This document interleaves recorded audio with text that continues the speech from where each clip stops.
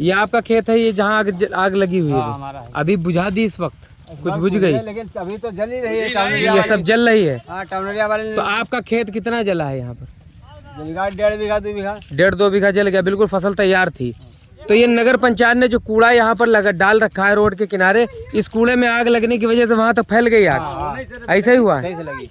क्या इसी से नगर पंचायत के कूड़े से ही आग? कूड़ा से लगी। नगर पंचायत के कूड़े से? जो कोई लिया है वो 8 दिन से लिया शुरू कर दी भाई। और ये पूरे इधर पेड़ भी सब जल गए? किसके हैं ये पेड़? इस्माइल दर्जी के रहे हैं। ये पेड़ उनके हैं? हाँ, इस्माइल दर्जी। और उधर उनका 1.5 बीघा लगभग जल गया सब? है खेत। 2 बीघा जला? 4 बीघा या आधा जलेगा। जाने का रास्ता किधर से? आगे से रहे।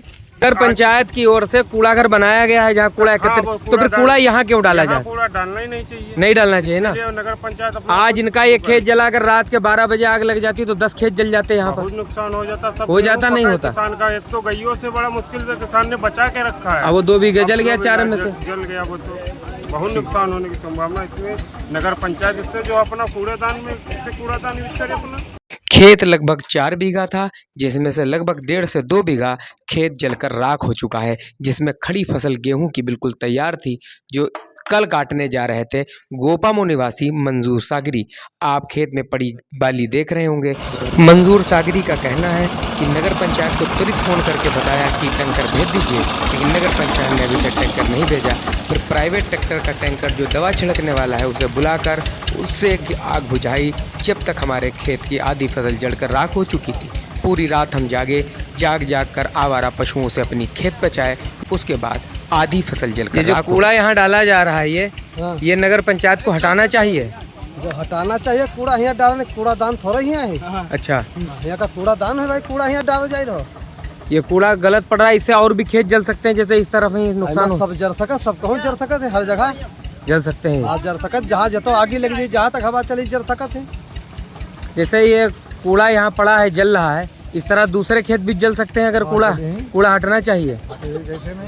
कूड़ा नगर पंचायत को हटाना चाहिए, जिससे कि किसानों की खेती बच सके। हटाना चाहिए, हटाना चाहिए कहूँ। मंजूर सागरी ने आरजे खबर से बातचीत करते हुए बताया कि नगर पंचायत को इस क्षेत्र में कूड़ा डालने की क्या आवश्यकता है। ये खेत सरैया ग्राम के समीप आसपास है और गोपामो से रास्ते में जाते हुए खेत इनका पड़ता है। उनका कहना है कि नगर पंचायत कूड़ा घर में कूड़ा ना डालकर आसपास साइड में खेतों के कूड़ा डाल रहा है। इनका कहना है कि नगर पंचायत की लापरवाही से ही हमारे खेत में आग लगी और हमारी फसल जलकर राख हो गई। हम इसकी शिकायत आगे जाकर भी करेंगे। हम रात भर जागकर इस तरह की मेहनत करते हैं, उसके बाद कुछ अनाज मिलता है जिसके सहारे पूरा साल गुजारते हैं, बच्चों को पालते हैं, लेकिन लापरवाहियों के चलते हमारी मेहनत पर पानी ही नहीं फिरा, सीधा सैलाब आ गया है। अब हम क्या करेंगे? हम आज मंगल था इसलिए हमने फसल नहीं काटी। बुधवार को हम फसल अपनी काटने जा रहे थे, उससे पहले आग लग गई। मैं बहुत परेशान हूँ और क्या कर सकता हूँ।